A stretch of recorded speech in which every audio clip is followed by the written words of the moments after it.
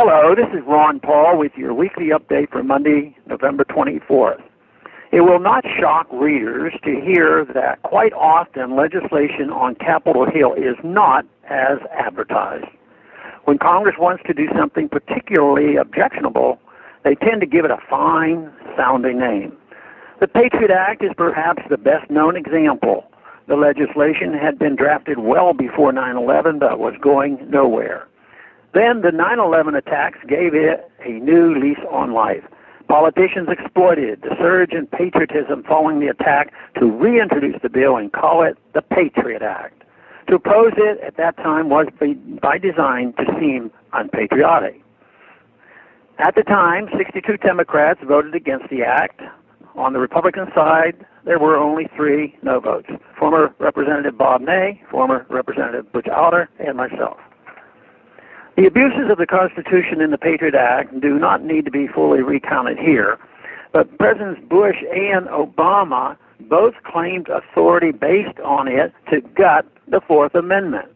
The Patriot Act ushered in the era of warrantless wiretapping, monitoring of our Internet behavior, watering down of probable cause, and much more.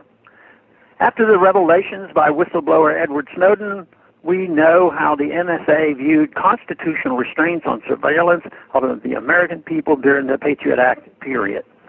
After several reauthorizations of the Patriot Act, including some cosmetic reforms, Congress last October unveiled the U.S. Freedom Act.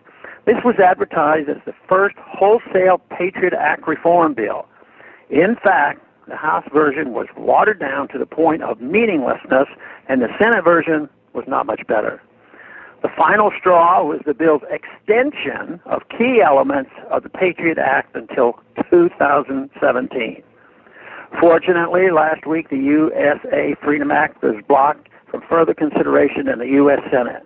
The procedural vote was significant and important, but it caused some confusion as well.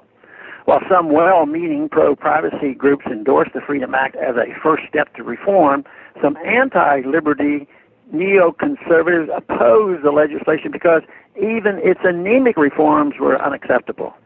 The truth is, Americans should not accept one more extension of the Patriot Act and should not endorse its continued dismemberment of our constitutional liberties. If that means some senators vote with anti-liberty colleagues to kill the extension, we should still consider it a victory. As the Patriot Act first faced a sunset in 2005, I had this to say in the debate over whether it should be reauthorized. Quote, when Congress passed the Patriot Act in the emotional aftermath of September 11th terrorist attack, a sunset provision was inserted in the bill that causes certain sections to expire at the end of 2005. But this begs the question.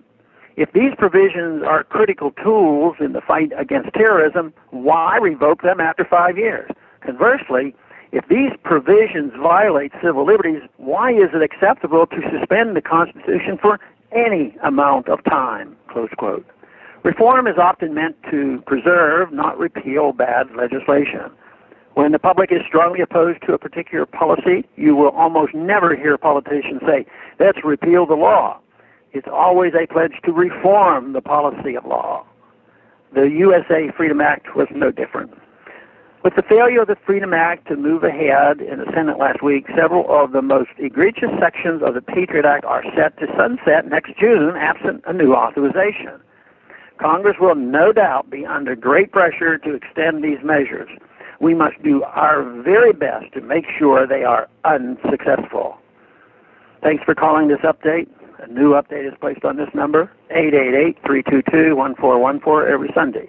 The written text can be found on my Ron Paul Institute website at www.ronpaulinstitute.org and on my Facebook page. Thanks for calling.